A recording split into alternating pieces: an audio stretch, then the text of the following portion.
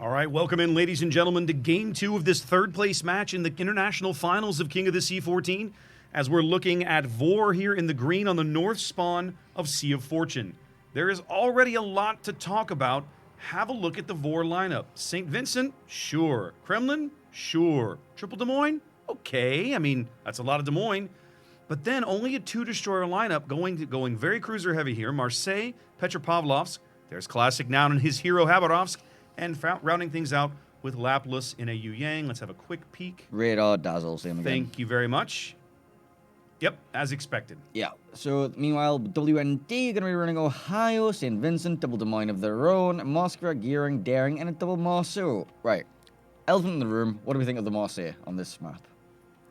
Well, to me, it's going to depend on how you use it. And at the moment, they are headed over to A. They're sending St. Vincent, Des Moines, Yang, Marseille over to A. And I like this because the Marseille in particular, you got like everything over there with the exception of the Des Moines has a speed boost. That's going to allow them to push and potentially threaten that quote-unquote home cap of W&D if they so choose. They've also got right now about a 70,000 health advantage because they've brought in all these extra cruisers. It means that they really are going to have to get these pesky destroyers off the board.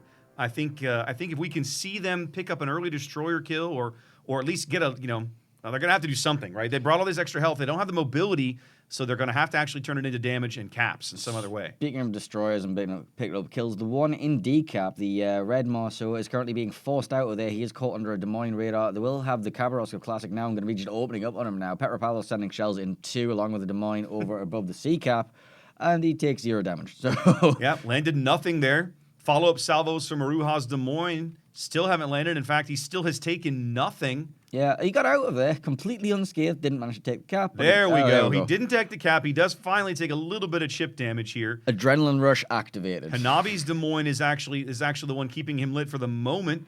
Yeah, about 10, 12 more seconds on that radar. Yeah, when that radar expires, he can probably just reverse himself back in that cap there. He knows the Khabarovsk the one over here, and with it only being a 2-destroyer strategy, they can probably expect, well, they're not going to send both destroyers over here, right? I mean, you would think so. You would think not.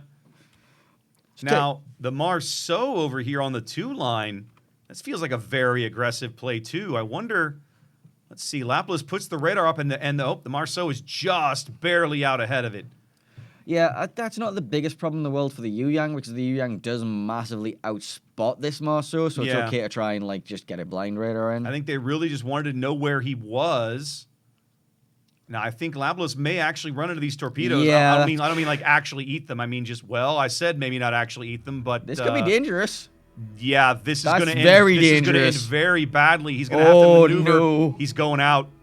2 French torpedoes is all it takes to wipe out an opposing destroyer. That is an unlucky start. That is an absolutely devastating loss for this flank. And the Marseille is following it up. The Marseille is about to run it the second set. He's turning full broadside across. Okay, never mind. The wreck. The sunken hull of his teammate is going to save him there. He's not even going to take one in the stern, but holy cow.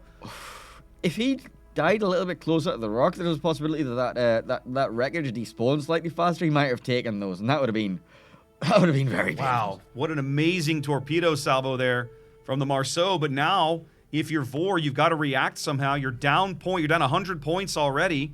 You only came into the game with 200, and you're below that. Now what do you do?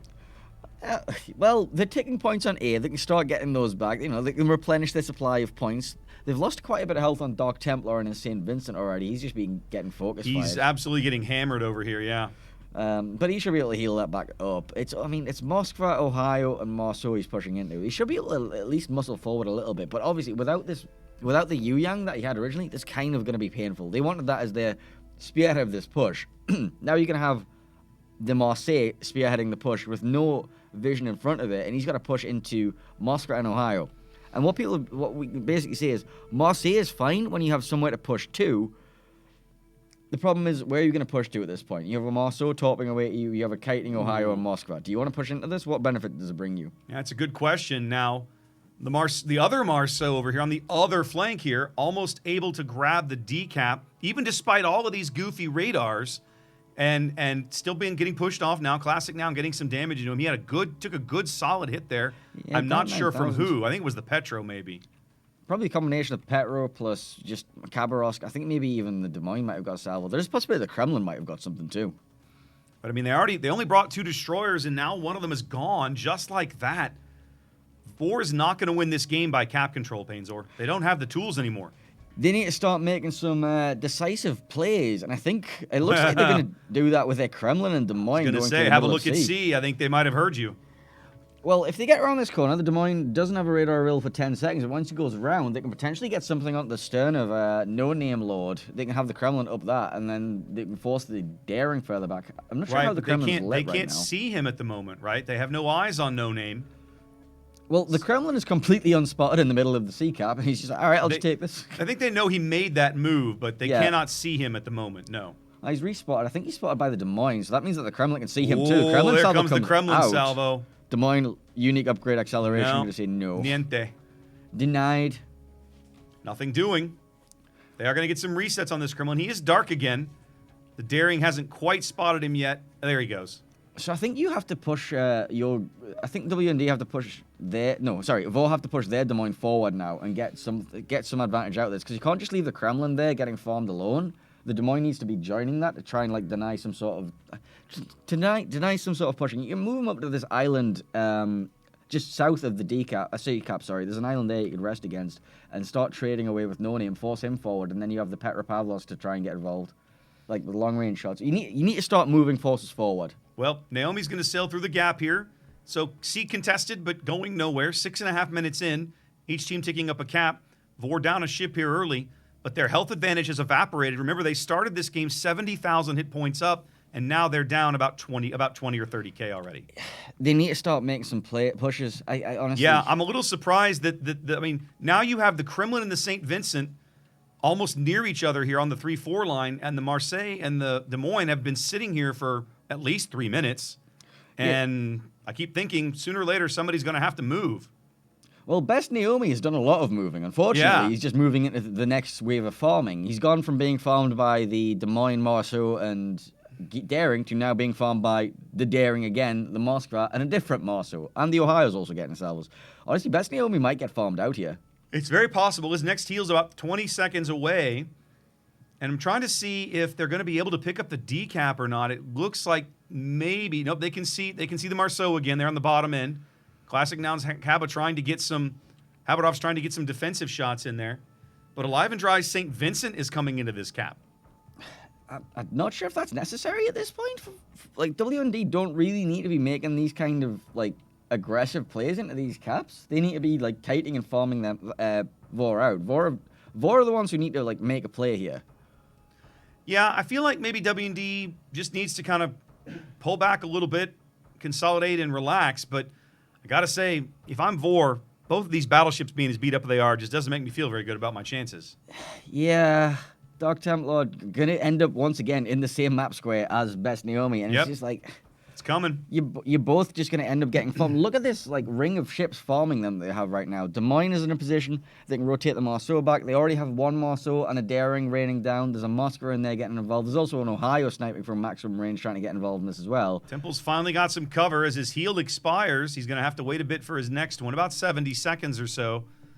And again, the decap remains contested because Alive and Dry, is still alive.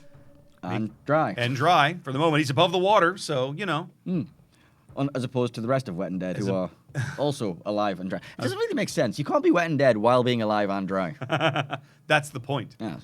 Now, we haven't talked about it much, but the drama on the 10 line is starting to kind of become a little bit of a problem for VOR as well, because this Petro, that Saladin, is about to burn out. He's on triple fires with more shells coming in. Too, yeah.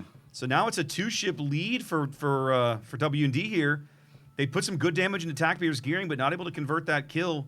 And again, all that extra health they brought, just evaporating here. Yeah, VOR just getting completely strangled out of this game. They didn't get any pushes going, and instead, all of their ships have just stood there, bowing, getting farmed out. If they moved with force, if they moved multiple ships forward instead of doing it one at a time, getting farmed out, they could have potentially made some plays with their. Well, you may see them make a play now, because as this Des Moines comes around the corner, he's going to be able to spot the Marceau on the surface. On 2,700 HP, they really need this kill. They also caught the St. Vincent of alive and dry kind of out as well. Yeah, we've got lots of good AP salvos going down range. They do bag the Marceau. The AP starting to take a toll on the St. Vincent, but Dark Temple's going out right there. They might still be able to pick up the trade for the... Actually, no, he's already got the I don't super think heal so. burning Alive now. and Dry has put on one of his super heals. He's still got a couple after this. That should allow him to weather this Des Moines AP effectively. Well, they finally stepped on some caps at least. They did. They're in C, they're in D. They're in C, and they're going to be able to push into D here. But I think it's a bit too late for this. If you did this earlier on... It's only too late if they can't hold it. Arusha takes a good solid hit there from the St. Vincent before he gets back behind cover. Classic Noun in his Kabarov kiting away. But look at Naomi, like still alive over here, 65,000 HP, does finally bag C. So, I mean, impressive they managed to pull that off. Hanabi, though, this is looking rough here. He's Kremlin on Vincent. pushing through the cap. I'm a little surprised at this. Des Moines on Des Moines, yes. Well, but one of these Des Moines is on the 10 line. That's... this is not going well for VOR. No, it looks like it's all falling apart at this stage. There goes another kill. They do lose Naomi. How that happened quickly? Oh, the St. Vincent must have hit him. Yeah, there was some... I think they went for a drive-by, and the Kremlin shot way first in the engagement and just didn't get enough out of it. And then there was the Daring in front of it who dropped the wall of torpedoes for him. Well, 4 ships down now. I just don't think that VOR's got a way into back into this game. No, they really don't. The last remaining Des Moines here above the B cap is being farmed out. Like this, it's not the last remaining Des Moines. They have a spare Des Moines who is still on full HP. They do. The guys that finally have started moving down the 2-3 line over here. Yeah, their strong push flank that they were originally going to push flank. Yeah, that kind of fell apart in a real hurry. In fact, here goes the Marseille going out right here. Yeah, and this is the problem with the Marseille. He finally pushed into nowhere, and he just took like a massive chunk through the bow. Des Moines takes out the Khabarovsk of Classic now in the background. Des Moines gets taken out by St. Vincent too. Wow. It's all going falling pear-shaped. apart. That just leaves Asphodelis, who was untouched until this point. But, Is he beached? No, he's not beached. But He's yeah, moving. he might have been scraping the hull along the island there. I don't know. Well, any bets on who's the one that's going to be able to take him out? We've got a Moscow on one side, we've got a Marceau on his bow, we've got St. Vincent and Daring raining down on him. I don't know. There's a lot of people looking to clean this up and end this game. There comes a St. Vincent salvo for a big chunk. There comes a Moskva salvo for a big chunk. All over with the crying, and W&D is going to get a sweep here. Yeah, WND going to be taking 3rd place in King of the Sea Internationals number 14? 14. Number 14. 14 King of the Sea tournament, SeaRaptor. Wow, that was convincing. It was very convincing. Is that a 0-kill game? That was no, they bagged a kill. They got the Marceau. Which Marceau was that? The one that had I can't remember. The one that was south of the decap all game. They remember that the Des Moines finally caught him when he came around the corner. Understandable. So they did manage to convert a kill, but goodness gracious, what a bloodbath, and all in the wrong direction if you're VOR. I still think so much of it goes back to losing that Yang on the lead of the lead honestly, as soon as the lead of the push flank. those torpedoes hit that Yang, and it's like, wait, we were supposed to push with this. Now what? Crap. And then they just didn't react to this. Everybody else was in a position. It's like, all right, this is my island. That's where I'm supposed to be. This is what the strat called for. There was no, okay, we need to instantly change our plan. Yeah. We need to do some pushes. Where can we recognize a weakness that we can push into? They just didn't recognize we need to push everything over on this side, this side, this side. And they just sent one by one, the Kremlin through, then the Vincent through, and it just got farmed out. Indeed. All right. Well, let's throw it back to the very animated analyst desk and let them have a go at it.